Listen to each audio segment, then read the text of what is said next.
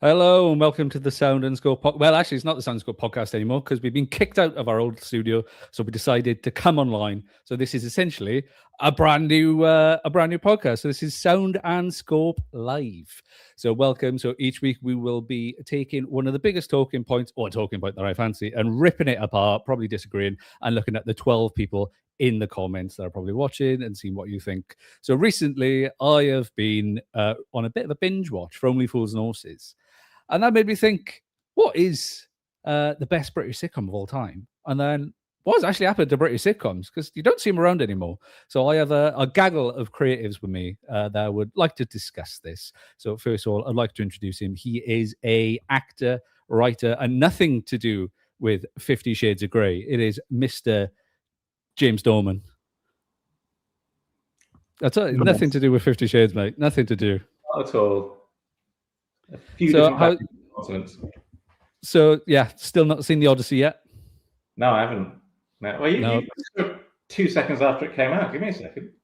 Yeah, I know, but it's great. We went to see it in the cinema in 70 mil as Nolan intended. Roadie, so basically just looking up at the screen the entire time, so couldn't really feel the full effect of it. But it was probably one of, if not the greatest films ever made. Absolutely love it. So, but we're not here to talk about the Odyssey. We're here to talk about. That's a good topic for a podcast episode. There. Yeah, we should do it soon. For everyone, my stream is down there. That's why I'm looking here, not straight down the barrel. I just want to look at James's lovely eyes. Bless him. So James, sitcoms. So tell me, what is your favorite sitcom? Not that I have not got this lined up. So, what is your favorite sitcom? To be fair, even with you having it lined up, I've been going back and forward on it all day. So I have landed on Toast of London. Wait, there we go. So, yeah, not Blackadder. Are you sure? Not Blackadder. I'm not sure at all. No. No. So one of them two. We decided one of them two. One of them two. So as long as Clem Fandango is there and you can hear him, all right, I think we'll all be okay. So I'm going to throw it now over to. He is an award-winning series editor, podcast editor, and a Doctor Who fan. And I'm going to get his last name wrong. Dan McGoughlin. I'm saying it with a pop. I'm Welsh. I should be able to say this. Hello, Dan. You all right, lad? Hello, mate. I'm very, very well. Very, very well. And you still haven't seen the Odyssey? You know, I haven't, and I need to. I've seen all good things about it, and I need to sit down and watch it and enjoy it in all its majesty. It's good. I highly recommend it. Because I know one of our mates went to see it at 8:00 in the morning, and it was sold out entirely. And according to the people in View and Printworks, it's sold out for the next 3 weeks, which is brilliant to see. Chris Nolan single-handedly saving cinema. But we're not here to talk about Chris Nolan. That's a different podcast. So, Dan, what's your favorite sitcom and why? I mean, this was a bit of a heart-wrencher because Blackadder was also part of the equation. But the sitcom that I've gone for is the timeless Yes Minister. Oh, brilliant. Absolutely brilliant. So why is that your favorite sitcom, though? I've been rewatching it recently. I've got the box set, and I've went old school. I went for DVDs rather than streaming it, and a lot of it is still timely, still relevant. The jokes are still funny, still fresh, and it could be writing about politics of today and the civil service of today. Plus, when you've got 3 top actors on top form, just sharp, funny, witty, it's just a perfect combination of sharp writing, excellent actors, and just very, very funny dialogue. And speaking of excellent actors, we have another one that is joined. It's not you, James. I'm not adding you back. You're still there. Again. Cool, nice. Yeah, another introduction for James Dorman. Nothing to do with 50 Shades of Grey. We got to stress this. It is confusing, I know. But he is one of the chief hooligans. Oh, I nicked something then from someone else. Sorry, Dan. He is one of the hooligans himself. He recently went viral for having a very controversial opinion about Spider-Man, and it is Mr. Brandon McCaffrey. I don't think it was controversial at all, if you ask me. So again, what was your opinion on Spider-Man? Don't even, because the opinions got worse since the new trailers have come out. It was the fact that Spider-Man doesn't have his own villain. His villains are made by their anger for everyone else in the recent films. And I'm even more annoyed. Sorry, we're not here to talk about superheroes, but I'm even more annoyed by the new trailers because once again, Marvel are making it a mini Avengers movie rather than letting Spider-Man do his own bloody thing, which is what people care about. But no, it's fine because the Hulk's here and they have to do a scene that they did from Brand New Day for some reason. So I've heard Maybe that bit. Brand The New Day. Hulk was supposed to be the lizard originally, wasn't it? But they've I changed it. didn't hear to- that. It's I've- so originally in the comics, after everyone forgets. Sorry, spoilers for everyone. But it came out like 20 years ago. Sorry. But in the comics, whenever everyone forgets him, there's a lovely scene where he's sat with Hulk, and Hulk calls him Peter, and he's like, "How do you know who I am?" And he's like, "Banner may have forgotten, but I never did." And it's a really nice moment. But that's the only reason I think the Hulk's in this film, to do that moment. And I'm like, well, that's not enough. So leaving superheroes, we'll touch on superheroes a little bit later for a new segment because we can talk about a certain trailer that's just dropped and a certain someone's gone viral for talking about Doctor Doom again. Not naming names, but it's definitely Mr. John Stewart. So sitcoms, Mr. McCaffrey, what is your favorite sitcom and why? I'm wearing it. It's Superstore.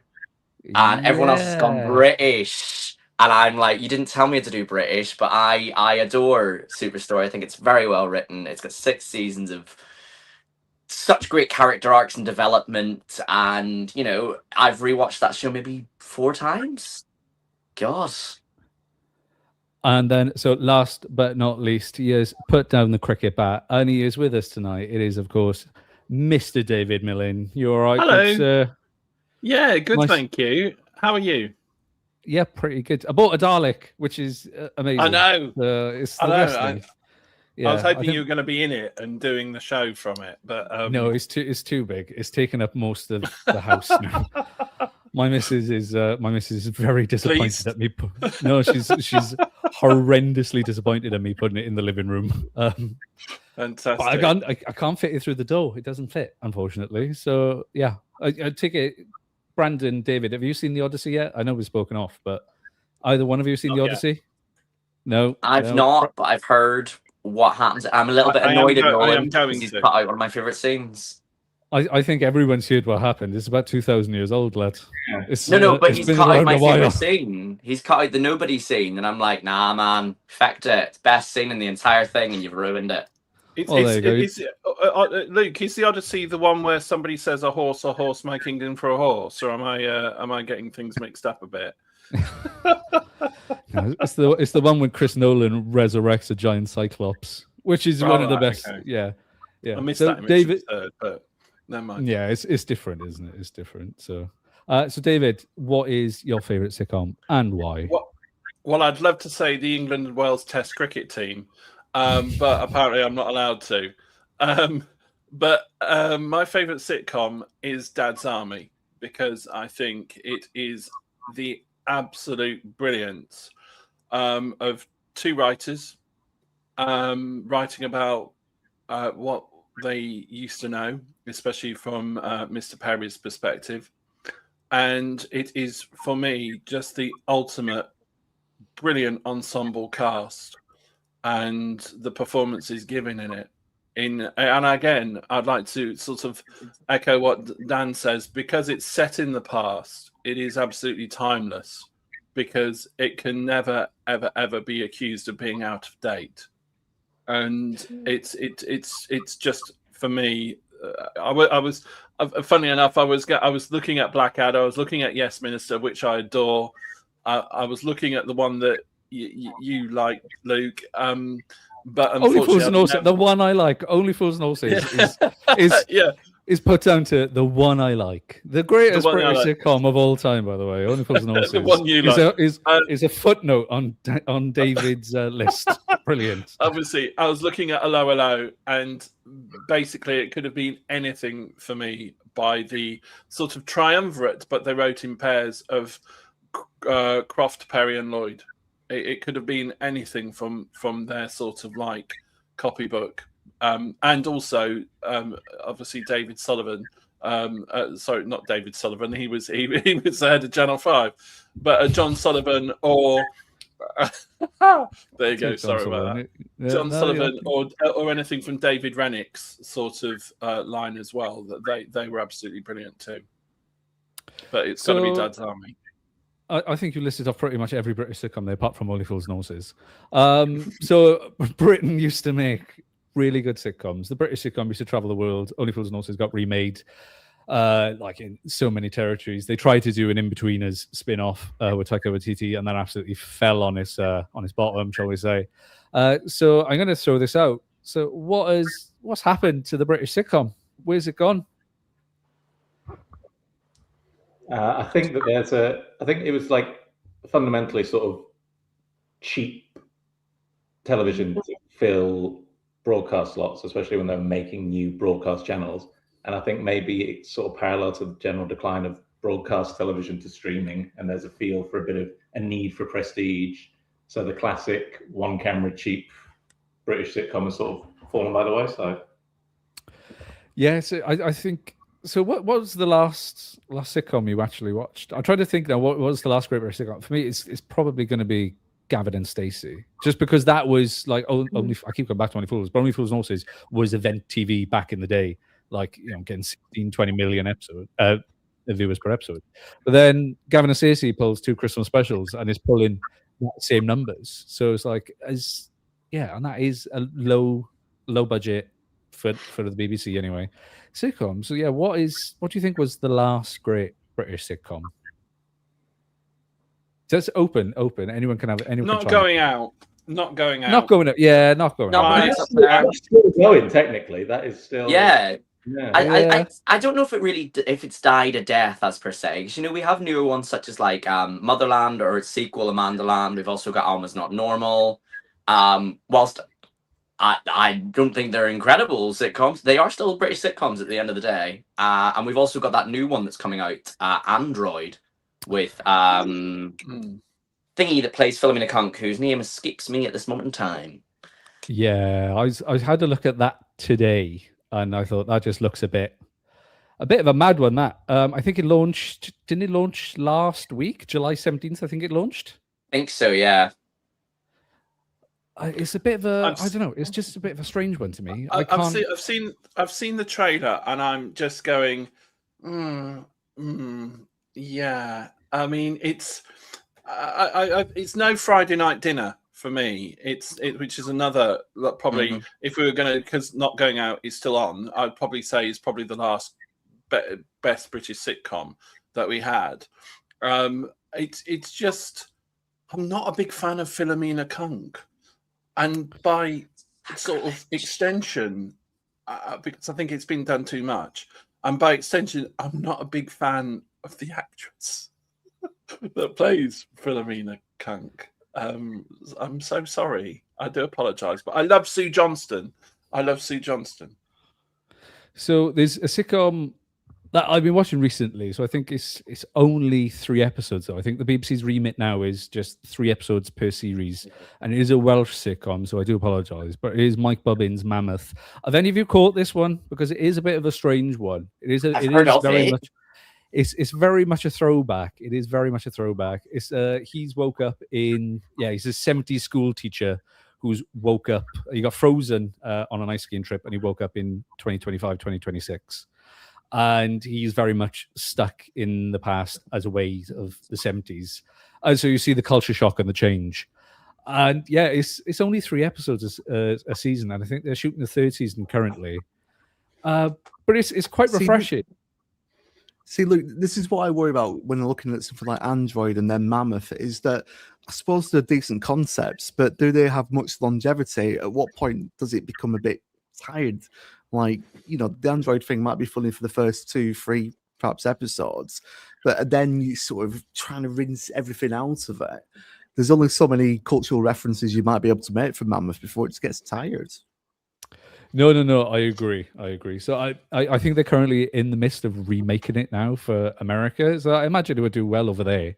I think British TV is very much still stuck in, they dramatize and beautify the 70s and the 80s. That would be like the 2000s to me now. I can see how it would be like that. I don't know. I think it's good. Mike Bubbins is great in it, and he's a sound guy as well. But I just think it's one of those where I think it needs more than 3 episodes a season. So I don't know how many Android has got per season. But it's like, if you look over the pond as well, like what we do in the shadows, that's very much a diluted number of episodes for what is a great season, actually. So it's a bit of a shame. So we are in agreement then. There's still great British sitcoms out there currently. There's, unanimous, unanimous. Yeah. I think it's also we some of them have like reinvented themselves a bit. You take like the later seasons of Bad Education, where they then took Clayton Williams from being a student in the first few to them coming back and being a teacher, and having Jack Whitehall be sporadically within it. Some of them have done that sort of like thing that we've seen in horror movies, I guess, recently, of like we've got our legacy cast and we've got like our new people. So I think some sitcoms have done that quite well, of going, we're able to keep going, but keeping you in some way that's connected to the original, but also doing things with new characters. I think Bandon's just hit on something really, really interesting there, because with the sort of Bad Education and then the sort of evolution of the students then becoming the teachers, I think the reason why situation comedies, the long-lasting situation comedies, last so long is because they're really normal situations that can keep on occurring all the way along. Like, for example, Android and Mammoth, there's only so many sort of things that you can do. But with something like Friday Night Dinner, Bad Education, Yes Minister, Hello, Dad's Army, you've got those sort of situations of people in a really simple situation, but they're all not really choosing to be with one another. But there's always going to be another Friday night to go round your parents' house for dinner. There's always going to be Jim next door who's going to be weird. There's always going to be those sort of situations that are just going to keep on occurring ad infinitum. And I think that's part of what makes a sitcom really, really successful. The mundane nature of it, if that makes sense. So my next question was... I was going to say, when you were talking...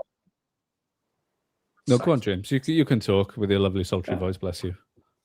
I was just going to say, when you were talking about Android and sort of like what legs does it or doesn't it have, I was going to say the situation of situational comedy is the thing that keeps it going. If it's not, even the best sitcoms that have a gimmick per se, it's not about the concept that needs to drag it. That's just an entry point, introduce the characters, and then the characters pull it along, and that's how you have longevity in these things. And if it's all built around the concept, then maybe there is sort of a shelf life on that.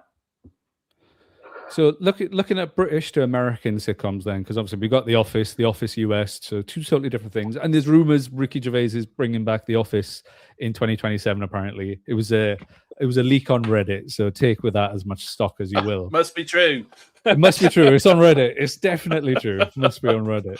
So what makes a British sitcom so different to an American one? Like, look at The Office, for example. I know they use the same scripts, and then they change it dramatically for season 2 of The Office because it kind of wasn't working. But to you, throw this one out to you, Dan, what makes the difference between British and American sitcoms? So I was going to say eccentricity, but we do have eccentricity in American sitcoms. I was just thinking to the previous answer from David in terms of, you were talking about sort of mundane situations, but it can be surreal. If you see something like Community, which is brilliant, really, really funny. I love Community. That's in a mundane situation that then becomes quite surreal. So Community is eccentric, but not in a British way. So I think there's a certain flourish, a certain eccentricity with British sitcoms, and Americans, they don't necessarily go wacky. And there's a difference between wackiness and I think eccentricity when it comes to that style of the British and American. And I think we are good at, in terms of British sitcoms, at the mundane, the dull, the macabre, but finding the humour from it. Yeah, so I was going to say, so is it like the British characters are a lot more flawed? Like, is it a class system kind of thing? Because a lot of the ones we have is like Del Boy, Del and Rodney, working class lads living in a council estate, open all hours, it's a shop. Porridge, it's in a prison.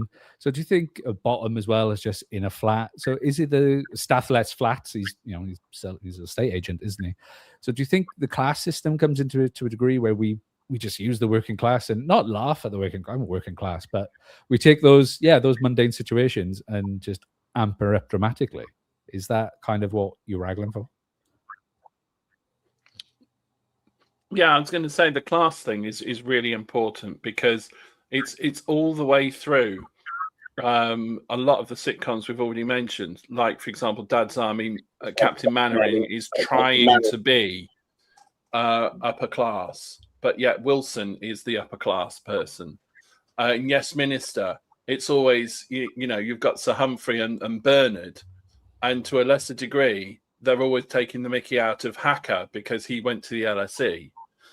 So there is always that class basis there. In a Lower Low, not so much. But even if you use Roy Clark's other one, not Last of the Summer Wine, which is very class based, but Keeping Up Appearances, you have Hyacinth that so badly wishes to be upper class, so badly that she puts on this faux upper class nature, but it's so blatantly not upper class because she's ashamed of Onslow and Rose and her sisters and that sort of aspect of it all. But it's the class system that I believe in Britain that America really doesn't have. But in British nature, it's that class system that everybody can identify with. And even in Only Fools, you've got Boycie who sees himself now as a self-made millionaire. And he's above Del Boy, and he's above Trigger, and he's above those other characters. But in reality, he isn't.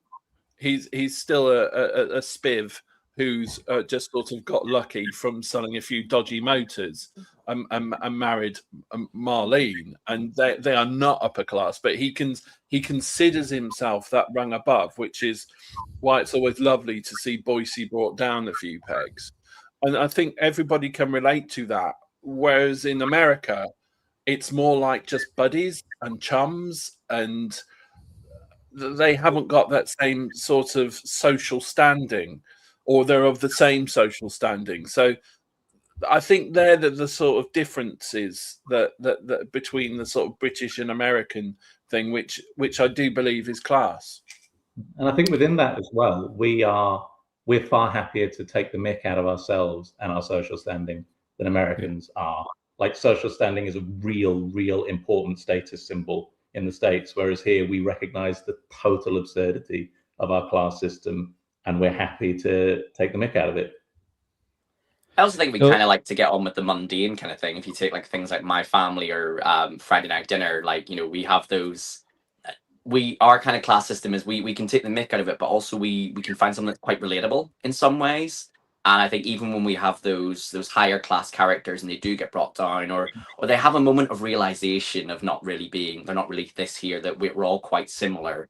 There's always that sort of thing where that character will realize that everyone is just human and we are all in the same boat no matter what. So I think we have those social hierarchy and stereotypes, I guess, to begin with. But by the end of like the storyline that you get throughout the sitcom, everyone sort of goes in a bit of a level playing field. You don't really have that sort of class system by the end of it. I think there's something to be said for the sitcoms that the point of the sort of the framing of it is to bring everyone to that same level, like a Dad's Army or a Blackadder Goes Forth, where you can have it in there. And the story of it is that it doesn't matter in this environment when it actually counts. Everyone is the same, but we're still tokenly keeping those stereotypes because it's recognizable and it's funny. So looking back then at the golden age of British sitcoms, the 70s and the 80s, we had Fawlty Towers, Only Fools, Blackadder, Yes Minister, Dad's Army, The Young Ones. So was this genuinely the golden age, or do you think we're only remembering the classics? Yes. And yes. is the answer. Solid. Moving on very quickly then. So obviously we had a lot fewer channels back in the days. So fewer channels, fewer programs. So do you think that's why like some of these shows caught on and then become like cultural events like years later when they started finishing? I think we sort of come out of like, I mean, you think about how Britain was back then, it was still living, it's awful to say, but still living in a post-wartime effect almost. And, what people wanted from British TV was either something relatable or comedic because you wanted to push through that. You know, you look at the things of that era and like all those sitcoms you just mentioned, and even like things like Carry On the buses, like all that kind of thing that was those films as well, was just, we were very much about the comedy and just wanting to make people laugh, because the idea of the world we were living in just wasn't great. So it was like, let's just be able to have a bit of fun. So I think at the time, it's less of a golden time and more of what Britain needed. I think also, like, when there were 4 channels on the TV, it wasn't as big a commercial enterprise, broadcast television, as it always was in the States, when you had the BBC for one. So when they were commissioning programming, it was less important about it being a finely produced commercial product, and it could be, let's find entertainment. And that's why, like, so much programming was sort of commissioned based on like acts, live acts, funny people, refined funny troops or whatever. And then it was like, okay, that's entertaining, that has audience appeal, we need to entertain an audience on a broadcast level. Here's a bit of money, make a TV show, see if that works. So I think that it was maybe just fundamentally a bit more artistic as well. I would argue that we've always had peaks and troughs when it comes to certain golden ages of sitcoms. Arguably around the early 2000s, we had another golden age, but that was when there was more bravery within commissioning. So there would be, around Channel 4, there would have been at the time of Spaced and IT Crowd, and even arguably Father Ted. We won't mention the writers there, but Black Books and things like that. It's there was the bravery of commissioning, and maybe there needs to be a certain bravery again if we kind of seen the lull again. I think we'll always remember the really good ones of the 70s and 80s, but we don't necessarily want to remember some of the dodgy sitcoms, or the ones that didn't make it past the first series or even a first episode. There's a certain one with Spike Milligan that probably we don't necessarily want to mention as well. Yeah. So all you're saying is, Dan, is you want more Mrs. Brown Boys. That's all I'm saying. Here, I will fight the corner on Mrs. Brown's Boys. Don't you dare come for it. I'm sorry, dear, but no, right? Because for me, obviously, being Irish, it is very much, that is the people I know and grew up with. In the same way that you guys have your sitcoms of like the people going, with Gavin and Stacey, Luke, there's probably people for you where you go, I know that person, I grew up with that person, I know that person. It's the exact same for me and Mrs. Brown's Boys. Every Christmas and New Year, I'm still there laughing because I'm like, this is the people that I know in my daily life when I grew up. So I will fight the corner of Mrs. Brown's Boys. I think you are the only one, to be fair, Brandon. I don't think it's for a British audience. I think it's an Irish audience. It's not for you guys. It's for me. I'm sorry, now hold on that one. David, I just don't like it because it's not funny. But like... There's a reason they showed it on RTE first before they give it to the BBC, and that is why. I'm with Brandon on this one because I will defend Mrs. Brown's Boys to an extent. I'm not a fan, and I'm not going to be getting the merchandise and the t-shirts and everything. Oh, I'm not going that far. Jeez. There's merchandise you're right now. Yeah, I've got that. Sorry, this is her wig. So you know. But clearly, there's a place for Mrs. Brown's Boys. It got an audience because people liked it, and there are jokes in it where it works. Now, whether I think right now it should keep going on, probably not. But I will defend Mrs. Brown's Boys up to the point that it's been at. I think there is a definite place for it, and I just like I fell asleep and watched Germany lose at penalties in the World Cup to Paraguay, and woke up in the middle of a Mrs. Brown's Boys episode. So it was like some cheese-induced fever dream, and quite a shock to the system when I woke up. But I will. It's like any form of comedy. I will defend the right for comedians, even though I will not go and watch them because I've got no desire to watch them. I'll defend the right for comedians like Roy Chubby Brown to be able to perform. I think, and for Mrs. Brown's Boys to be on the air, it's just not to my taste. So I think the fact is there is an audience there for it, and as long as there's an audience there for it, fill your boots and keep it going and keep it on. But if there's not an audience there for it, then you do start to have to question whether or not it should still be produced. But it is that typical brilliant sitcom production. Cheap, 4 cameras, studio audience. And that, for me, is probably, and Not Going Out and Miranda have proved that setup, and Miranda was insistent on 4 cameras and that studio audience. And that sort of setup, for me, is where I think we've got a bit lost on the sitcom, because that, for me, is absolutely vital.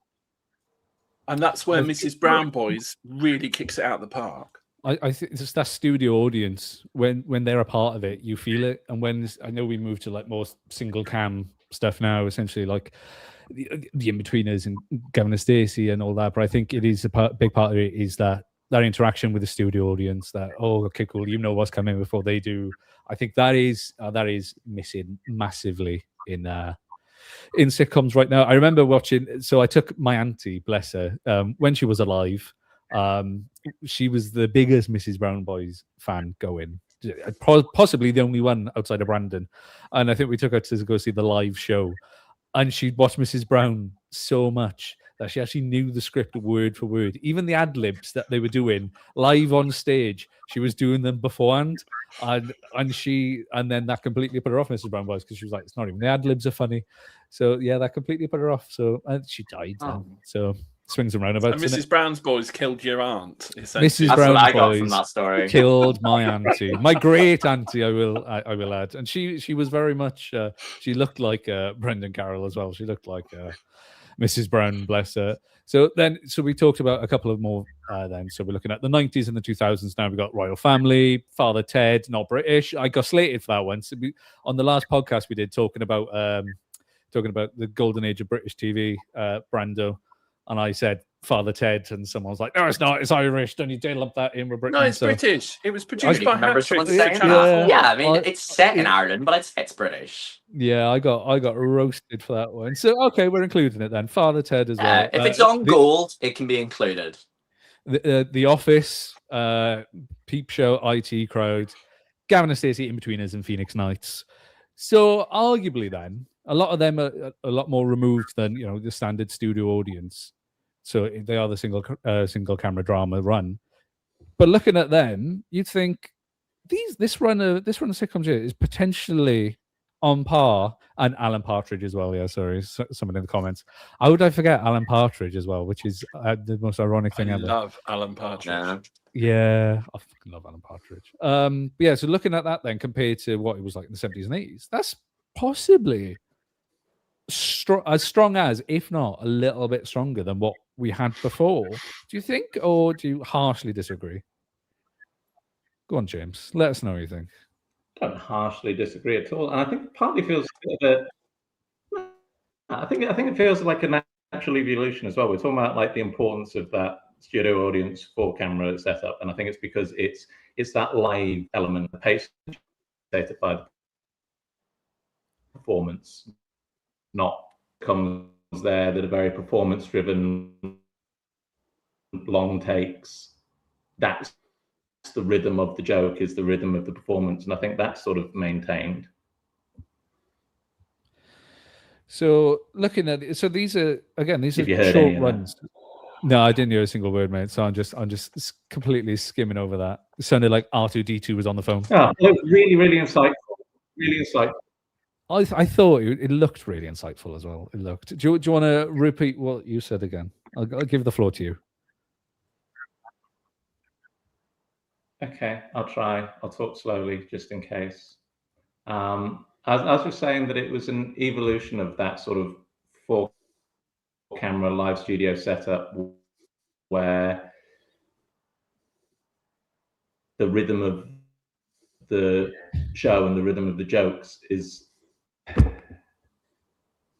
dictated by the performance, not the editing.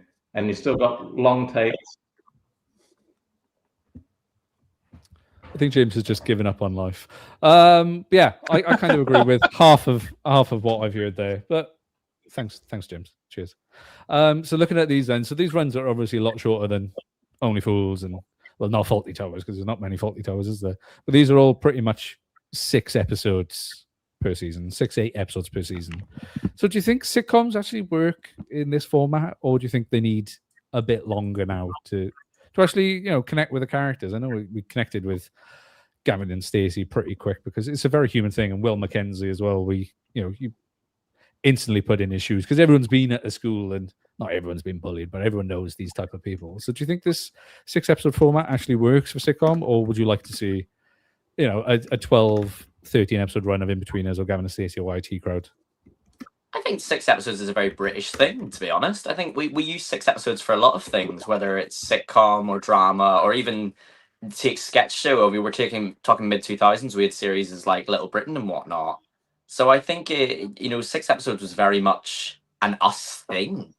To go over that, and I think we're quite good as a country when it comes to writing, of getting those characters coming across in the way that we want to and making us care by that 6th episode. And I think it really worked. I think any more than that, it sort of disrupts the formula almost. While Americans, I suppose, have like 23 episodes, look at things like Abbott Elementary and Superstore and all that there. But I think British people have really, really conquered what the sitcom can be. So how do you think it works in America? Because obviously Friends is like 25 episodes per season, 23 episodes. But Inbetweeners and Gavin Stacey is 6. But everyone still relates to Will Mackenzie, probably more than Joey Tribbiani, for example. So how do you think the writers get across that, these characters are relatable in such a short period of time compared to our American counterparts, who now have brought it a lot more down, because obviously we look at what we do in the shadows and it is very short, but it is still a task to get people to care for your characters in 6 episodes. Like, look at Doctor Who. No one cared for Shooty after 16, so... I suppose like what when you compare American TV and British TV is that there's only so much that 1 or 2 writers can do, which is 6 episodes. A lot of the American TV and a lot of the American sitcoms that are doing 22 episodes are going to have a writer's room. They're going to have a room full of writers. Whereas I think the writing in British sitcoms is more consistent, more tight, because from a pure production thing, it's the same writers over that run. Yeah, I think you've just really hit on that, Dan, because I've always thought it's a bit too much of too many cooks. So the characters get really thinned out because you've got too many people speaking and putting their ideas in. Whereas in the sake of British sitcoms, it's normally just 1 or 2 writers. Stephen Moffat had brilliant success with Joking Apart and then Coupling, which was sort of seen as a sort of frenzy sort of equivalent, but it's just Stephen Moffat writing. So in his head, or Miranda, so in her head, she knows exactly who her characters are, and she doesn't have to listen to any other sort of voices go, well, what about this? What about this? What about... No. I know who my characters are, so I can write for them. Have you guys ever watched episodes? It's funny because we actually had something similar to it. Which was a series called, oh my goodness, now it's gone out of my head. It's called Episodes. It's called Episodes. Oh yeah, that's which is about a British sitcom being remade in America, and it was technically an American show, and it was 6 episodes every season, and I think they had like 4 or 5 seasons of that. So it's almost like they took our thing and made it there, but also made it about what we make it about. And that was the exact problems they had in season 1 with that, was talking about how do we make our 6-episode British sitcom into 23 episodes, that we've never had all these things. And they had a writer's room and there was too many voices. And it's a really, actually, if you've never seen episodes, it's a fantastic study on what British sitcom is. No, I've never seen episodes. I've never even heard of it, actually. So that's not heard of episodes. Fantastic. No, I really haven't. Tamsin Gregg. I really haven't. I thought you were on about extras then, the Ricky Gervais. No, Tamsin Gregg's in it, and it's got Matt LeBlanc is in it as well for some reason. But it's a really, really good show, and it's literally 6 episodes per season, and it gets a bit weird near the end, but what show doesn't? And speaking of weird, we have James Dorman back, and he's the right way up this time. You're right, James. You all good? No, he's gone. He's completely lost. So yeah, let's actually just take a little break. We've been going for 39 minutes now, just waffling on about sitcoms. So let's just take a short little 2-minute break. You can all have a nice little coffee, nice little chat, go for a pee, and you can watch Ashley James Dorman's acting. So there we go. We'll see you after the break. Back a bit. Left a bit. No, your other left. There, that should do it. That's meant to convince everyone, is it? We see that's where your acting skills come in. We know now that in the early years of the 21st century, this world was being watched closely by intelligences greater than man's.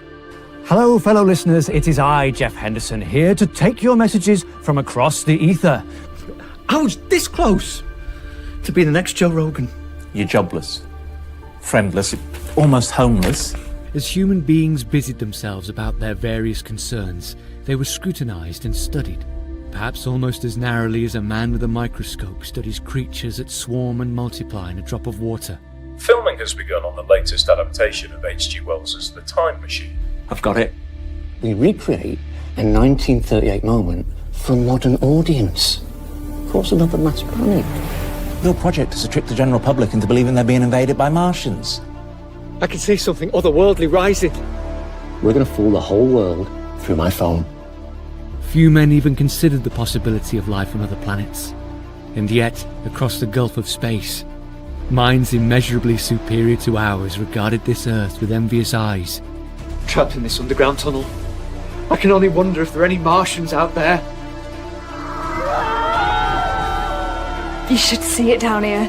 Hundreds of miles of drain, sweet and clean now after the rain. It's hardly the end of the world. And slowly and surely, they drew their plans against us. I say the chances of that working are about 1,000,000 to 1.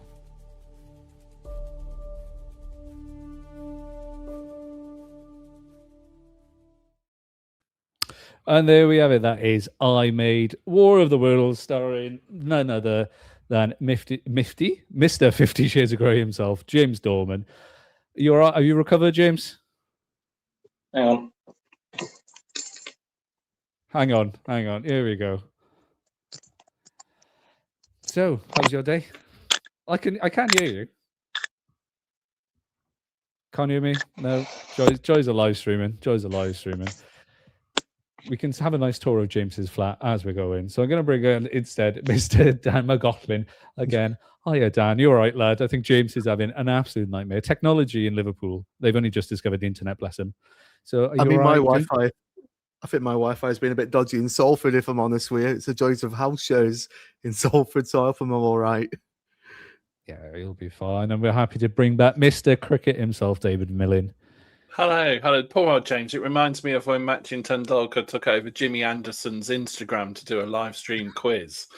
It's just that chaotic. It's brilliant.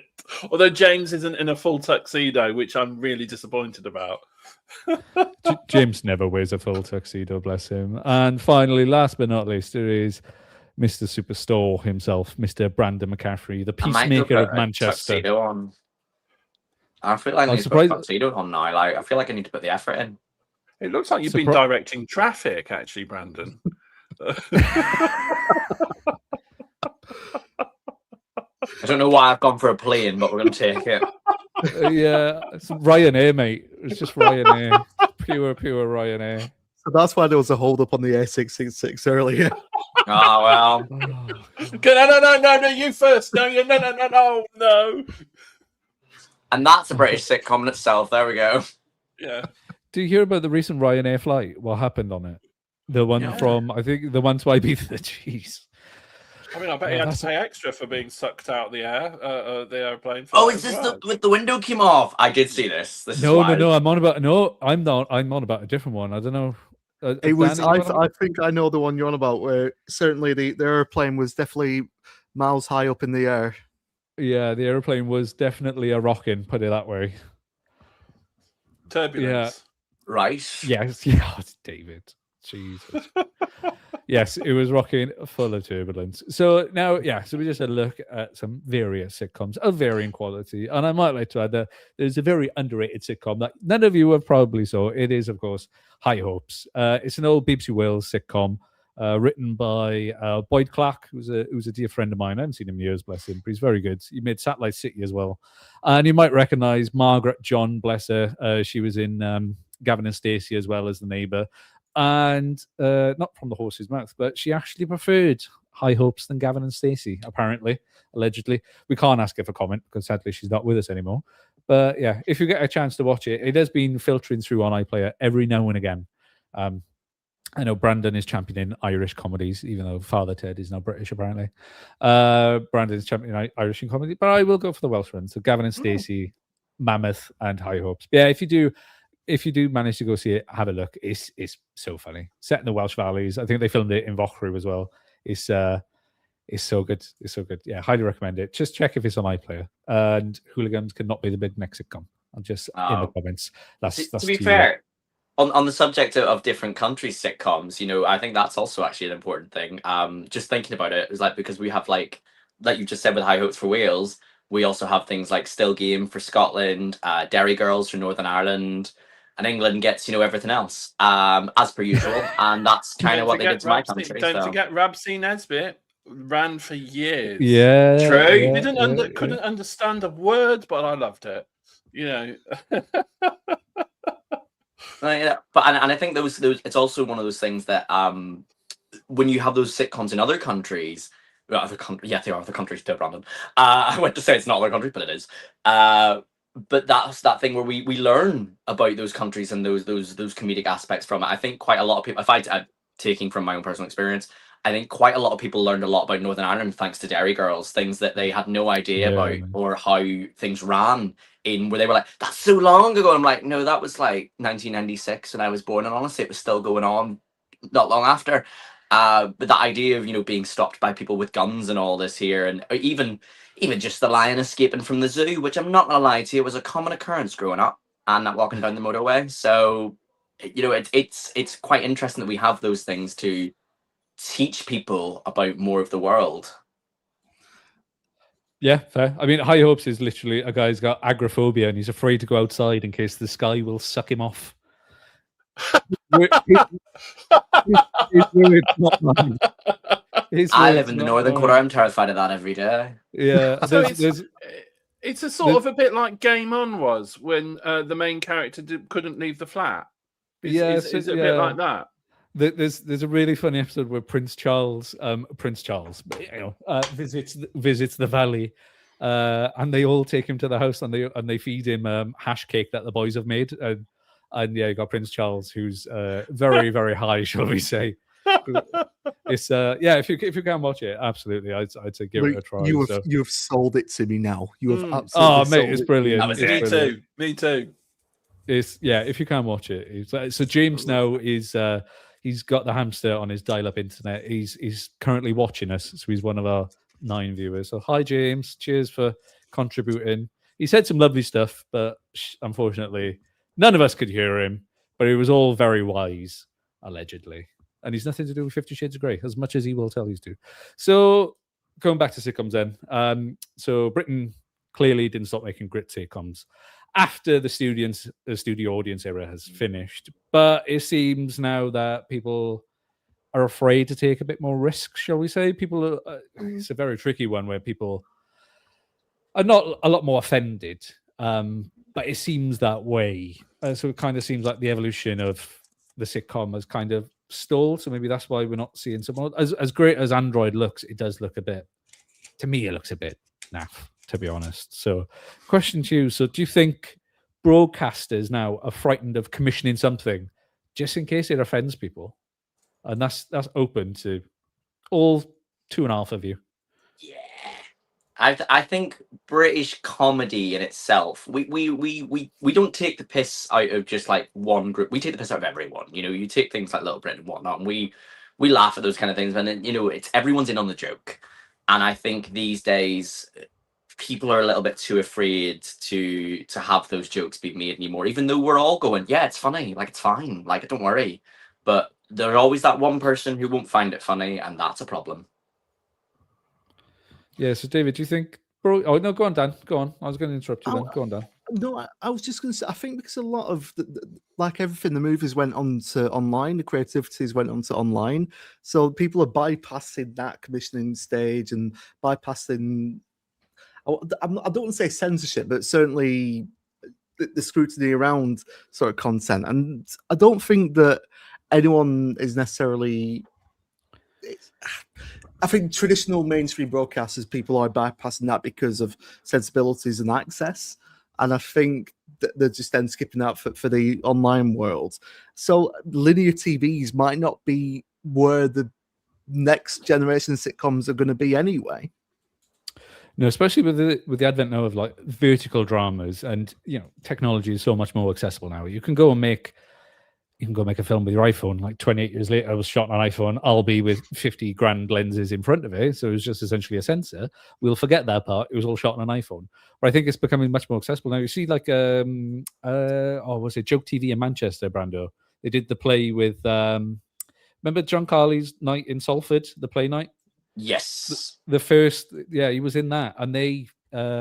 He runs Joke TV in Manchester on TikTok and on Facebook, and they do short form comedy sketches on there, and they've become huge. I think they've got like 500,000 followers. They've got the brand deals, but they're making short form comedy sketches, and you see a lot more of them now going online. I think that's what a lot of people follow as well now. You see a lot of people are doing their own sketch characters and whatnot through things like TikTok, and people are then following those sort of things along there and following a bit of a storyline to create and making almost their own sitcom, because they can sit and play every character within said sitcom, and an audience can watch it within 10 seconds. But that's also a bit of a problem of the human race currently, where we have a 15-second attention span when it comes to watching anything. Yeah. So do you think social media then has made comedy better now? Because it is a lot more accessible, as you said. Everyone can shoot their own stuff. So do you think it's made... Yeah, do you think it's made comedy better in this day and age? Or do you Dan's looking like he's going to tell me no. Comedy is always better when comedy is live, but that's more of a stand-up thing rather than a sitcom thing. I think maybe there's a less of the development process for people. People can just point and shoot and then publish. There's not necessarily the process of writing, editing, performing, that sort of thing. I don't think if it's made it better, it's certainly made it more... I don't think it's even made it necessarily more accessible, because it's just become its own platform. Its own... There are still steps and barriers in the way, come what may, to have a successful comedy channel or whatever. So the long and short of it is, I don't have a bloody clue, Luke. No, that's fair. No, that's completely fair. I think Dan's hitting a really good point there, because comedy is best when it's live. Now, whether that be filmed in front of a live audience, whether that be a sitcom, whether that be stand-up, whether that be a comedy play, I think where it sort of, you get a sort of crossover with that is stuff that Mischief Theatre did with Baby Cow, and they did Play That Goes Wrong.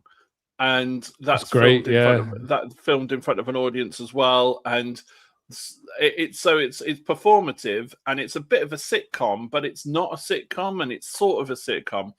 Alan Partridge, I personally feel that even though I adore Mid Morning Matters and I adore the sort of the spoof of the One Show, his best material it has been I'm Alan Partridge series 1 and 2. Because it was, you had the live audience were key to it, because you felt it was just a live performance. Social media, where that comes in, it's definitely got its own branch. For example, I follow a sort of Star Trek related account on Instagram that's quite funny, in the fact that it just puts out random comic sort of Star Trek stuff where they've altered it or anything. And the latest thing is having Michael McDonald, somebody pretending to be Michael McDonald, appearing in Star Trek uniform, playing along and repeating some lines that the cast say, which is just daft. It's irritating, and there's no reason for it to be there. But because it is there, I now can't come to the point of watching Star Trek: The Next Generation again without wanting to see Michael McDonald in every scene playing along to it. So it's definitely got its sort of place. But if we just rewind it a little bit, if I may, I think the large issues are with commissioning, and it's a ball ache, as several writers have said, of brilliant sitcoms, that the commission process is now a complete ball ache, that they used to just be able to go to the head of programs or the head of comedy and say, I'd like to do this. I've got this idea about a couple of brothers in Peckham, or I've got this idea about a divorced dad, or two people who are going to get married, then one of them gets jilted, and it's the aftermath of that. Or I've got this idea of this old pensioner, of this guy who's thrown on the scrap heap and replaced by a machine at the age of 60, and he's got one foot in the grave. And I just think that the commissioning process is just so elongated now, and will put so many people off to produce that sort of comedy. And with respect to the offence side of it, I think we can safely say that Ricky Gervais now has proved that you can go out and have a show whereby you just go, I don't care. I don't care if you find this offensive. That's your problem, not mine. I've been paid. So there's that sort of issue whereby you are going to... Comedy is all about offence. The whole process of comedy, even situational comedy, is that you are laughing at somebody's situation, or you are laughing at somebody having misfortune happen to them. So you should be able to do that, as long as it's not against the law, or it's pretty outrageous, or it's racist, or inherently sexist, or homophobic, or whatever. You should still be able to cause some offence and to make people feel uneasy, because when people feel uneasy, they laugh. Generally. I suppose the point I would make about that is comedy isn't necessarily about offence, but comedy is maybe about danger and risk. Yeah. And Okay. And I think maybe we've become more risk averse, both in the commissioning of comedy, the performance comedy, and the publishing of comedy. It's become a bit more sanitized. So Ricky Gervais's brand is offensive, but that's his brand. And whereas the BBC brand might be a bit more risk averse because their brand is playing it safe. So you can play to your respective brands, but it's been risk adverse. There's no element of danger as such. But then you look at the films coming out now. You got like Scary Movie 6, for example. I thought it was absolute hogwash, and I love the old scary movies, but I thought this one was so bad. But they were coming back, and they're like, "Yep, we're gonna cancel the cancel culture." And every 5 minutes, it was just a knob gag. But at least they're trying to put something out that has just been like, did you? I did, yeah. I thought it was very much what it originally was. It took the mick. I actually thought it was more coherent than most, maybe because it followed the plot of Scream 5, realistically. But it was more coherent than most scary movie films. And I love, spoilers for anyone, but the ending-wise of, no, feck your requels and your new generation. The legacy still works. And I was all here for it. Wow, see. And Naked Gun as well. Naked Gun, I thought was the Liam Neeson remake is absolutely incredible. Like, if you can get 5 minutes to see it, if it's on Sky Go or Now TV or Netflix or whatever it is, just watch it. Because I took Ellie, and Ellie was like, "Oh, what's this?" And then 5 minutes into it, she's absolutely laughing her head off. And it's great. I really enjoyed it. If you go into it acknowledging what it is and just embrace it, it's very great. Yeah, and I thought, especially with the Naked Gun, just mentioning that there's always place for a good knob gag. Okay, there's a good knob gag, and there's a bad knob gag. Okay, and there's that scene where he's struggling in the apartment that they see it through shadows, which is it's great. Yeah, that is just sheer hilarity. I've seen it in so many as well. It's like it pops up in like every Austin Powers. They're bringing Austin Powers back as well. They're doing Austin Powers 4 apparently. Yeah, I know. Yeah, and Michael But Myers. again, that's a thing that'll be interesting to see how well that's aged, because that's again a British comedy thing that we laugh at back in the day, but was very much quite sexist, quite homophobic. You know, all the things that nowadays, like we said, the BBC would never put on TV. They loved showing the Austin Powers films back in the day. It's just old James Bond, isn't it? It's just old James Bond. That's all it is. Yeah. No, I just said they're bringing that back, and they're doing Shrek 5. So Michael Myers must be skint, I guess. So Shrek 5 looks... save up for a retirement home. Yeah, Shrek 5 looks awful as well. They changed the animation style and it looks really bad. But yeah, so going back to sitcoms, which is the driving force of why we're all sat here on what day is it today? Wednesday. On a Wednesday, doing live streams with you, David, throws my days of the week out. I'm so sorry. Even though I'll be with you tomorrow. Fault. Even though I'll be with you tomorrow night. I know. I'm looking forward to it, but don't tell your wife. Yeah, exactly. Yeah. I think Brandon's just decided to leave. Bless him. He's had enough. He's got some more traffic. He's got another pizza to deliver, I think. So bless him. That's the delivery facts come through. Lives in Northern Quarter, so it might be actually. Yeah, there might be Bob on actually. What's that? Double pepperoni? Okay, 20 minutes. He's slowly returning back to us. So going back then, so sitcoms. So we've seen an evolution now, social media. So are sitcoms dying, or are they just evolving? Because you look at like comedy dramas, mockumentaries, the short form sketches, YouTube, TikTok, panel show, podcasts, live streams, and then you got like Hot Water Comedy Club in Liverpool who post all their stuff online, and then you got So do you think the sitcom is slowly dying, or is it just evolving now and it's kind of we consume media different now, so no one's gonna. It's hard to say not 90 million people are going to sit around the TV and watch something, but then they watch Gavin and Stacey. So it kind of makes my argument already redundant. So I'm kind of answering myself. Yeah. So do you think the art form of the old sitcom has died off, and social media's all these different forms of social media is going to take over? No, not at all. If I may quickly just answer your point very quickly before throwing it over to everybody else, because I know Brandon's got to get his pizza out, but on the road. But that's a sitcom in itself. But anyway, no, I think the issue mainly is the dark piranha infested waters that is the genre of cozy crime. I think that commissioning editors have got obsessed with these cozy crime dramas that try to be a bit sitcom-y and try to be a bit drama-y. And they go, what does everybody want? We want another middle-aged actor with a young actress on the screen solving these really dull crime issues. And no, we've got Death in Paradise. We've got about 5,000 other paradises. We don't need we don't need Death Valley. We don't need Ludwig, even though I like Ludwig. We don't need this. We don't need that. We don't need all these things. Just stop.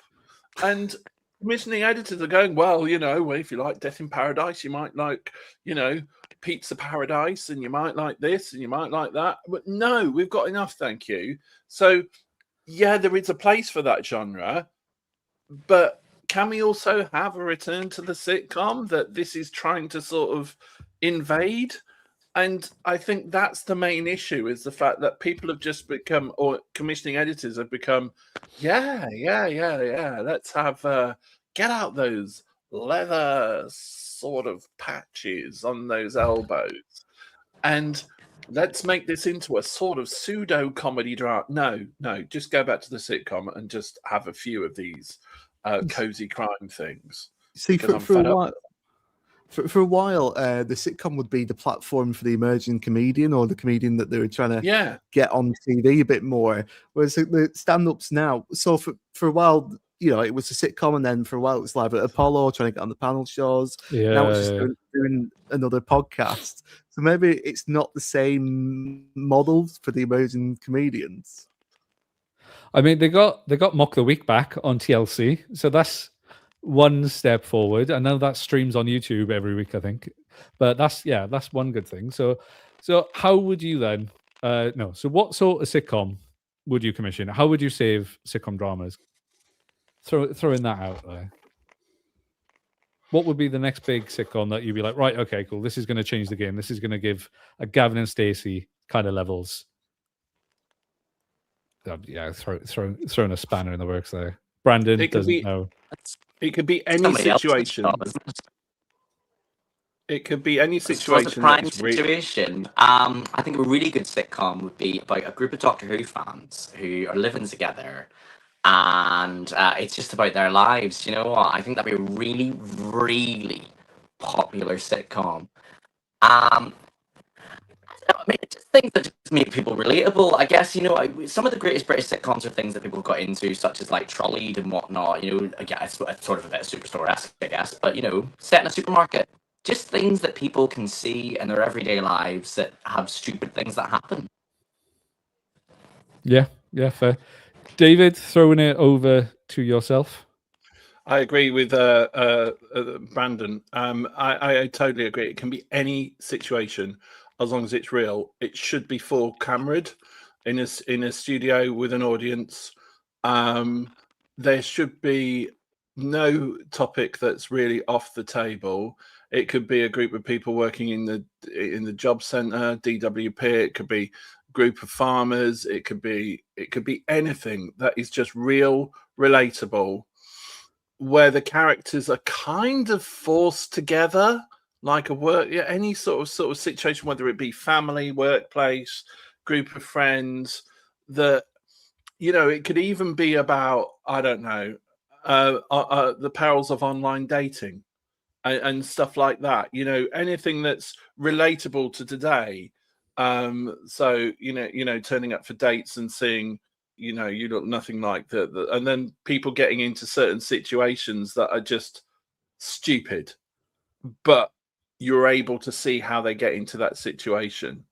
So and what happens from there. You know, I've got a friend who met somebody speed dating, but they actually started going out with them because both of them ticked the wrong boxes.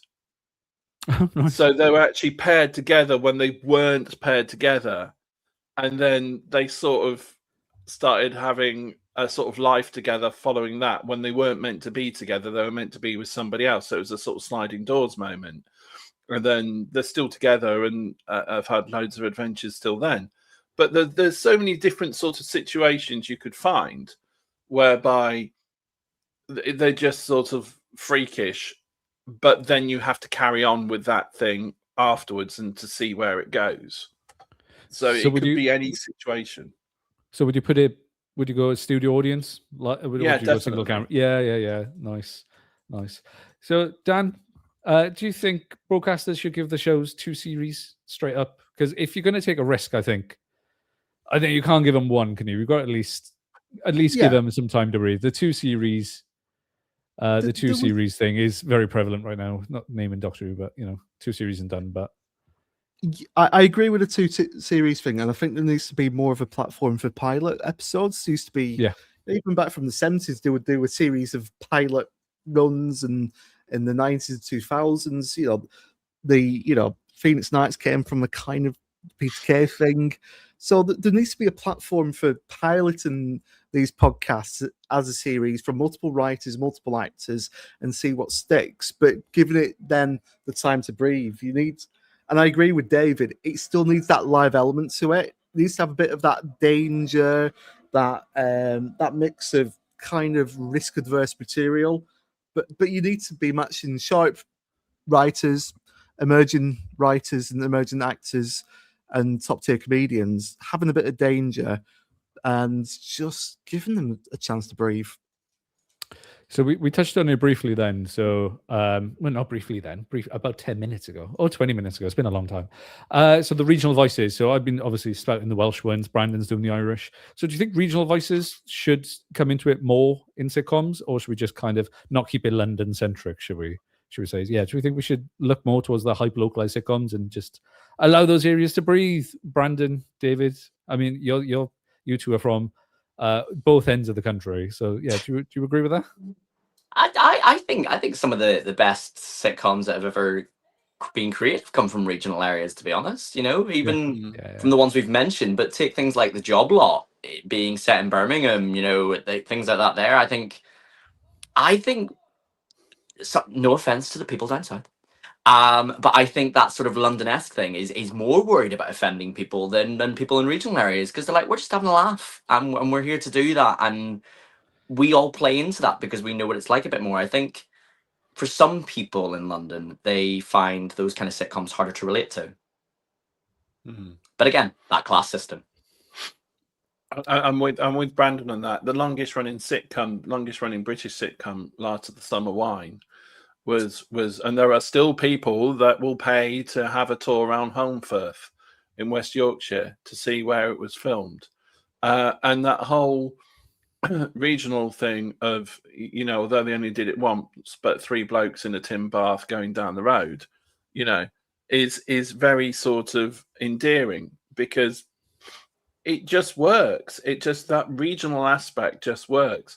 Royal Family worked because it was from Manchester, and it didn't matter that it wasn't in London or a London suburb or anything Phoenix like Nights that. as well. Phoenix Nights worked because it was in Bolton, and it brought up Bolton and Chorley FM coming in your ears, to that phrase, to a whole nation, and it just works. So yes, for me, regionalisation is incredibly important. Father Ted being in Ireland, you know, even though it's filmed in the London studios, you know, that has to be. Red Dwarf, you know, was for arguably its most successful period, was filmed on the Oxford Road Studios in Manchester, and you know, begging and borrowing for sets.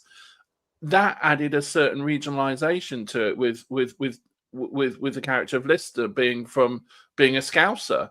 You know, it's really important that, you know, if Lister had been Cockney, I don't think it would have worked. But because he was a Scouser, it really, really worked.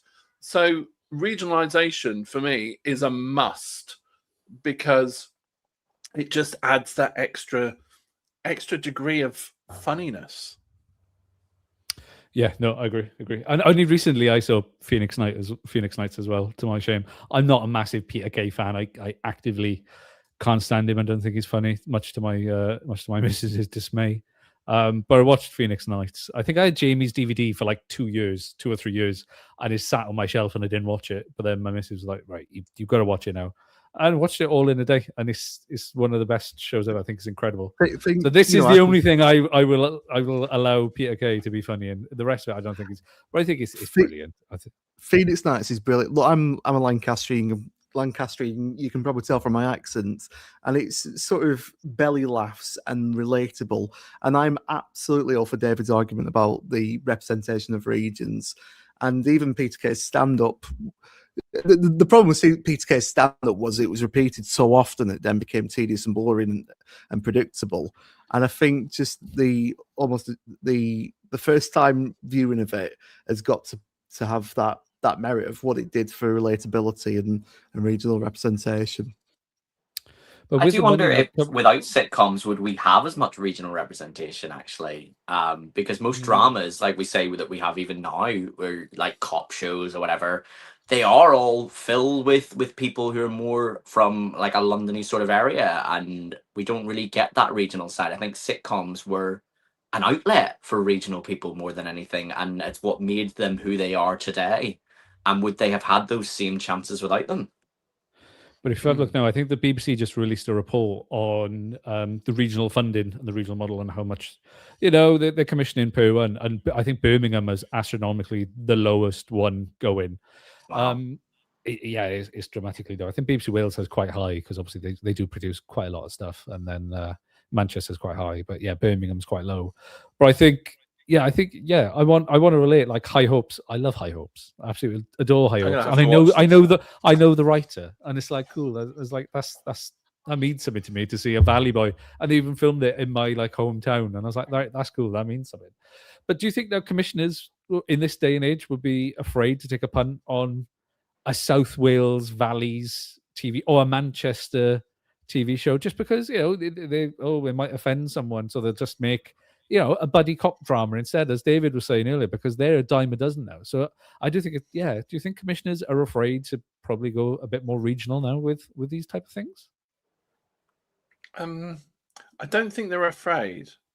I just think that they just need somebody of whom is aware of the, as you said, Dan, you laughed, and Brandon too, you and Luke also, about High Hopes. You laughed because that culture was relevant to you. You knew what was going on, probably more so than the generic viewer.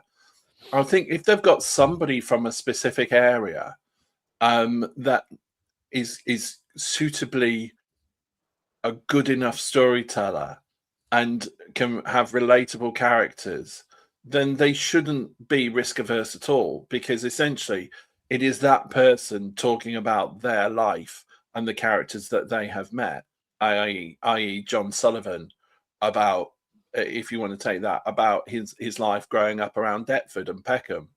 So if you've got someone like Peter Kay and Paddy McGuinness who are able to write about Bolton, or Caroline Aherne, and a writer, is it David? Not David Cash, is it? It's Thingy Cash. Craig, is it Craig Cash? Yeah, Craig Cash, who were able to write about growing up, families from Manchester. And what did you have for your tea, Dave? We had corned beef hash. And those are the stuff that in the north, even though I'm the other side, they're the sort of like what you're having for your tea or what you're watching on telly. Are you going down the pub? Who did you see? Where have you been this morning? Oh, so and so saw you out and about. Who are you meeting? It's those sort of conversations that we can all go, yeah, I have those conversations in my family too, and it's got to be real. And as long as that person writing it is real and is telling a real story and is based around real people, then the rest of the country will go, yeah, okay. I just want to add as well, there's a sitcom, the recent one, Smoggy Queens, which is not going to be Bill Fellows. It is brilliant, and that's not necessarily going to be relatable to everyone, but what you were saying, David, it's a real story from the people who've lived that experience.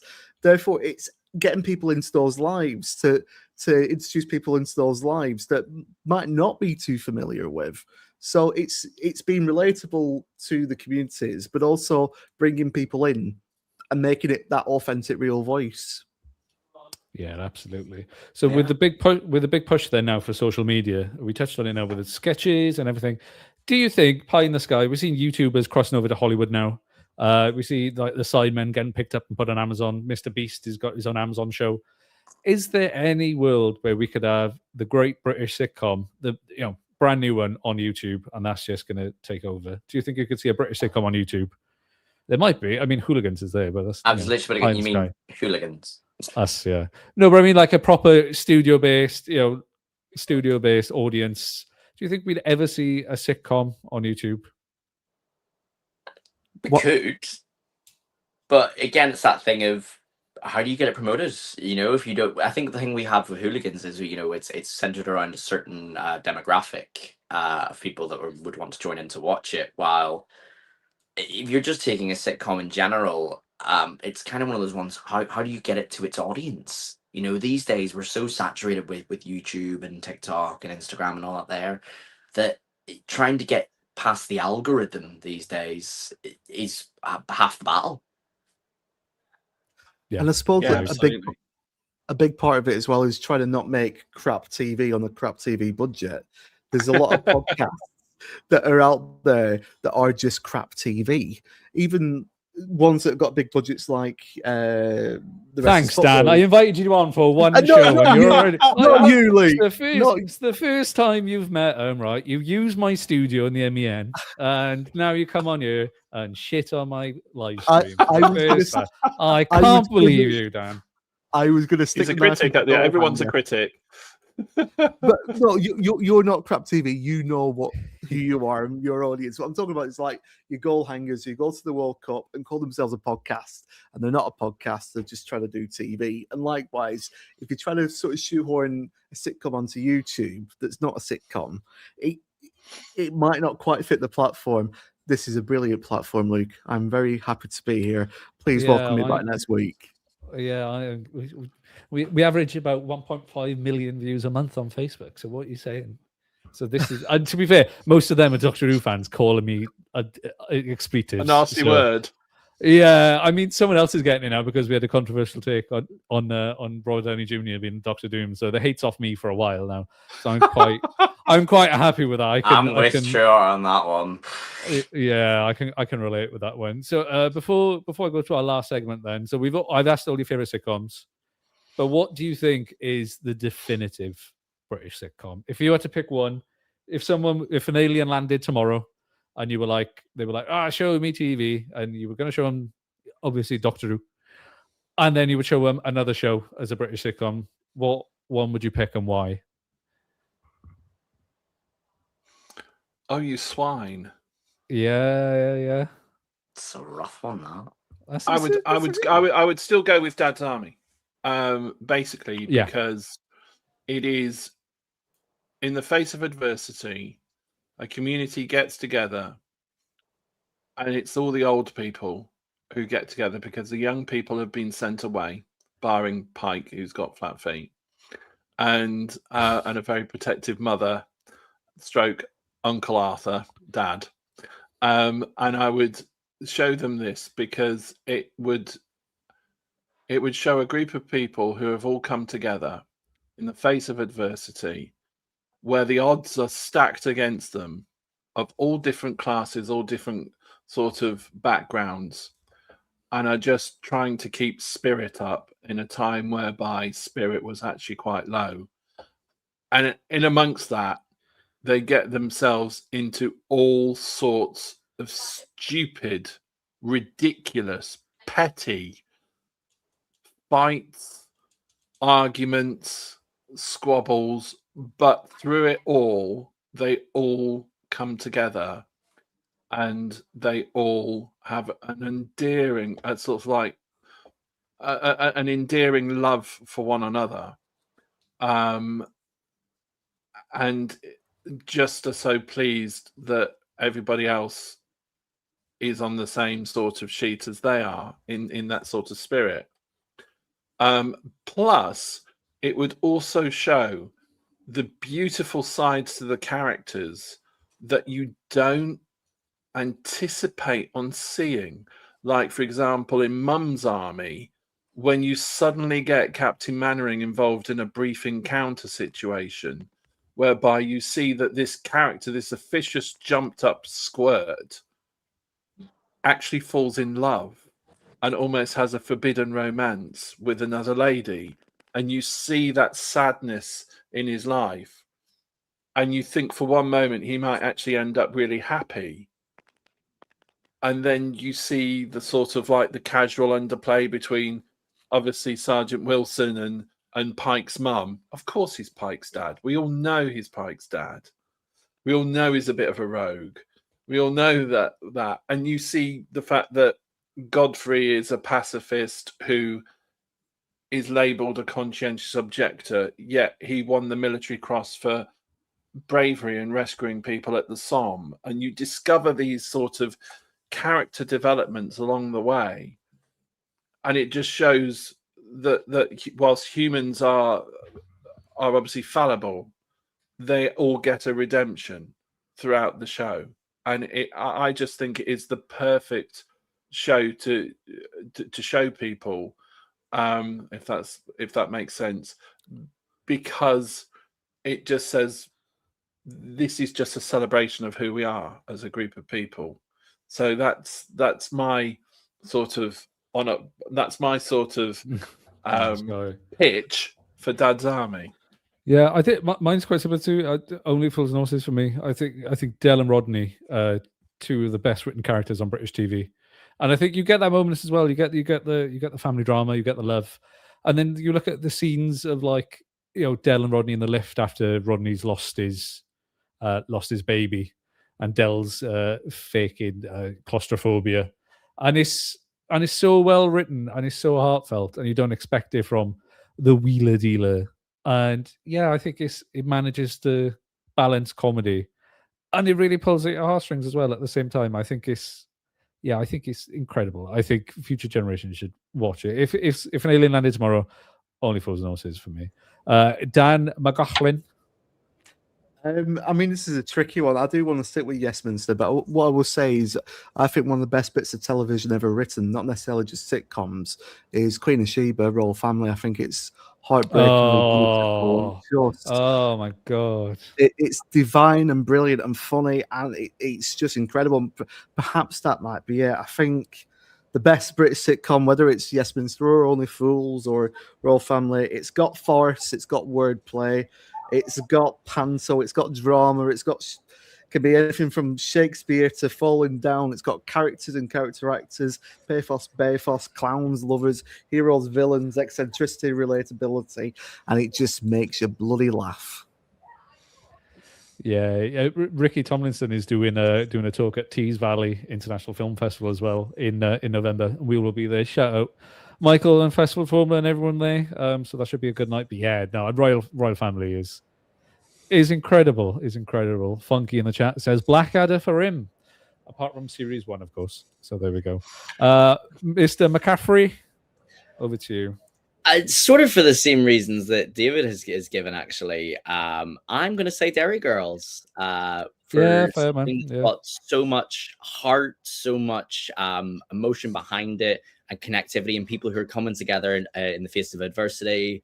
It's about a terrible time that's going on, but again, stupid stuff happening to them, and that family connection, that no matter who you are, and about found family as well. It's not family, just isn't blood. It's also the people you create and the people you meet in the world, and who you meet is what's more important to you almost sometimes. And that friendship group thing, that whilst they also have their families going on in the background, they're there through thick and thin with each other, and they have their moments where they get angry, and like we all have, but at the end of the day, they're there for each other. And I think there's something really lovely that when obviously we don't see the precursor, but they've come through a really hard time growing up in Northern Ireland, and to see where they are by the end of it, and not knowing if there's a bright future, because we don't really see that past the series, but when it ends, even though we know where it's at, but they don't know, and seeing them still be like, no, I'm ready to face the future head on, and I'm ready to be happy about it. Nice. So finally, then, do you think they could, if someone pitched Only Fools and Horses or Phoenix Nights today, do you think they'd be able to remake it, or do you think they'd make it? And do you think it'd be funny? Think it would work in this day and age? No, I don't think it would get commissioned. But yes, I do think it would be funny, because as Brandon mentioned earlier about gold, it is still a banker on gold. It still gets a hell of a lot of laughs, and there is that poignancy to it as well that I just wanted to mention, Luke, if I may. You sort of talked about the sort of like emotional scenes in Only Fools and Horses, but for me, the one that makes me cry literally every time I see it is Rodney's wedding, when Del Boy is left alone and Marlene leaves him, and they've got Simply Red's Holding Back the Years playing in the background. Beautiful piece of music, with Del just stripped of everything, and he's there for the first time in a very long time alone, and you just see his character melt and unravel right in front of you, and the fact that here's a guy who's done everything for his family because he's had to, and he's now just him. And yet they follow up that scene with the brilliant one when Rodney dashes into the flat and goes, "Oh my God, oh my God." And it's sort of like, and Del Boy says, "Have you forgotten anything?" And he said, What? He says, "You don't live here anymore." Yeah. And so that's a prime example of how you go from crying to laughing in just 30 seconds. And for me, that is tremendous writing for a sitcom because it takes you through the emotional steps, as Brandon and Dan has said, and and you know, and Dad's Army does that too as well, and that's what I think makes us a truly great sitcom. Nice. So as you can see, I changed cameras halfway through, and I'm revealing my green screen. I don't really have a bookshelf behind me, but I'm going to do a little new segment very, very quickly before we wrap up.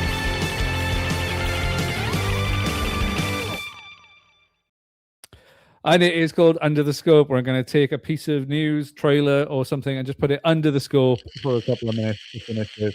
David's having a good old chug on his vape, bless him. So yeah, we're going to add a little something to the stage to talk about. And I'm not sure if you've seen it or not, but it is, of course, Avengers Doomsday. Because why wouldn't we talk about Avengers? I've mentioned it a couple of times now. A couple of our friends are getting hate for this. So, Dan, David, have you seen Avengers Doomsday? Brandon, I know you have. I will come to you in a minute. But have you two both seen the Avengers Doomsday trailer? No, I haven't. Yeah, so I have. Yeah. What are your thoughts on Avengers Doomsday on the trailer so far? I'm a bit like that woman when they were called another general election. Oh God, not another one. Not another one. I started playing that at the cricket at the T20s now. Another one when they score a boundary. Oh, right. Yeah. So, yeah, Brandon, first opinion. Well, not your first opinion because I've seen your first opinion, but yeah, I know you've had a bit more time to sit on it. Yeah, what's your thoughts on little Doomsday?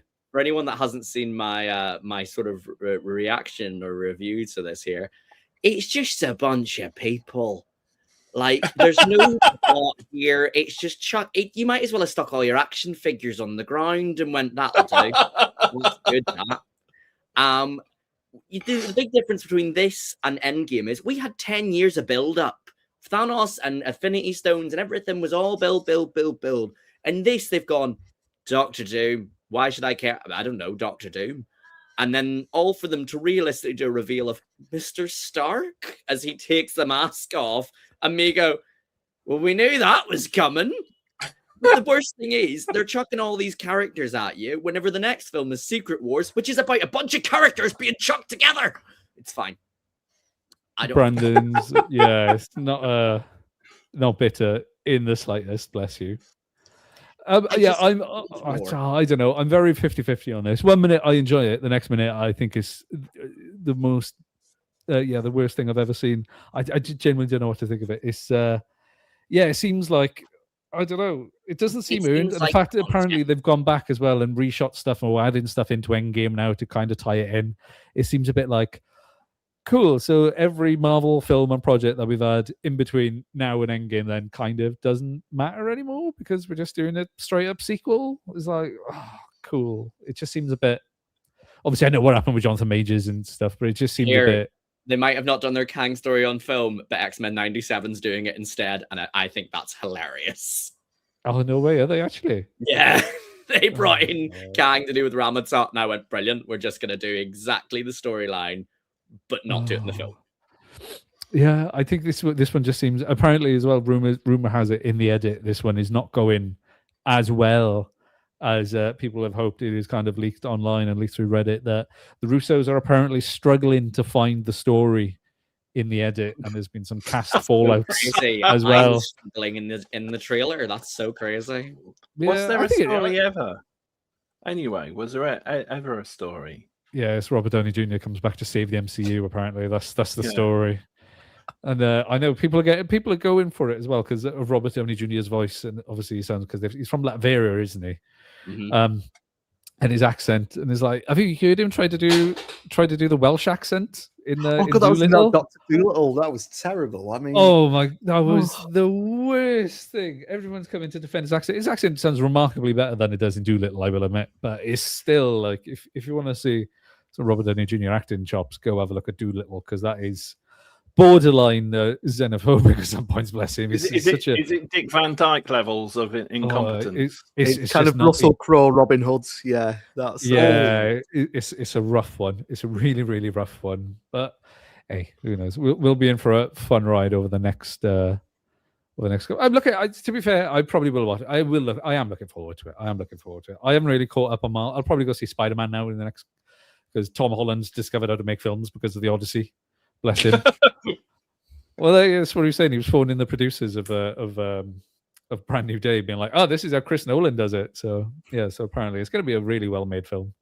Yeah. No, I'm very looking forward to it. Very trepidatious, but quite looking forward to it. So yeah, guys. Cheers for joining me on the first edition of Sound and Scope Live. James Dorman was here, then he left. He said something insightful, but no one can hear us. My camera died halfway through.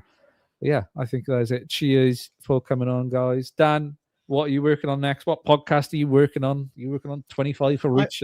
Working you to the point? I work on multiple podcasts, mate. Anything from football to politics to entertainment.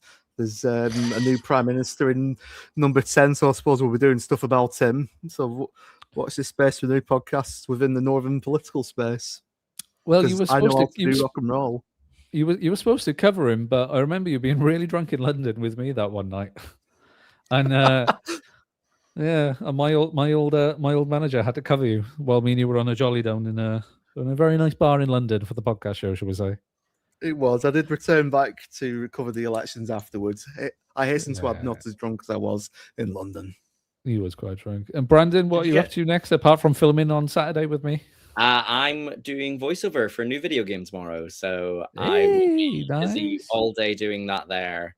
And on the subject of, I've been out drinking with Andy Burnham, and I'm actually very excited to see what he does as Prime Minister. He's a lovely guy. I've interviewed him many a time. And yeah, I'm quite excited. Sorry, on that point. Well, he's not putting the tax-free allowance up, is he? He's come out today and kind of poo-pooed that straight away. Well, even though the next town hall, which I quite like that he's gone. Do you know what? Screw you, London. We're having one here. I went, all right. Yeah, King of the North. We'll see. I do like. I am a fan of Andy. I live in Manchester. I think everyone's a fan of Andy Burnham up here. So, David, what are you up to tomorrow night? Tomorrow night, I'm hopefully not talking about Russell T Davies, but because we've done too much of that recently. But anyway, tomorrow night I'm with you, Luke. Yes, we're in our little tryst on another show. But I'm got a meeting with my editor of the community radio station I'm involved with.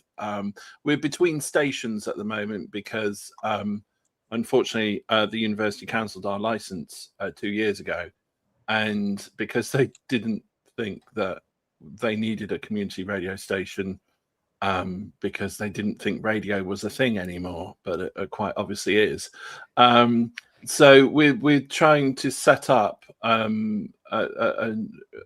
new station, and it's proving to be quite difficult because there's something called funding out there, and it's very difficult to get hold of. So we're having another sort of strategy meeting tomorrow lunch to talk about that, and essentially I've got to then start looking at rationalizing 5,000 or so music tracks to come up with a music policy tomorrow afternoon as well. So that is quite exciting in itself, defining a music policy for a future station. So nice. Yeah, so quiet week then. Nice quiet week. Yeah, it's quiet week, and we used to have a thing whereby there was so much music in the log that Myriad, a playout system for radio, you would go from, say, I don't know, something from Harry Styles into Nat King Cole. So it was quite a sort of turn from one to another. So I've got to sort of come up with a sort of schedule rotation sort of idea on to make sure that we don't sort of take those sort of bizarre turns anymore. So nice. Not that there's anything wrong with Nat King Cole or Harry Styles. It's just you don't generally hear them one after the other. Love a bit of Harry Styles. But yeah, thanks to everyone for watching the first edition of Sound and Scope live, not from the MEN's lovely studio, because Dan has pilfered it from me and kicked me out and won't let me back in, bless him. But potentially we might be moving to a studio in Manchester sometime soon, so keep your eyes peeled. Don't forget to tune in next week at 7:30 on a Wednesday, because we're going to be talking about the future of Doctor Who. And shall it be rebooted? Because I am a glutton for punishment. I have taken the hate so far, and I'm coming back for round 2. And I think next week joining us as well will be Mr. Dominic G. Martin. From what I remember, bless him, I have he has said he's going to come on and do it with us.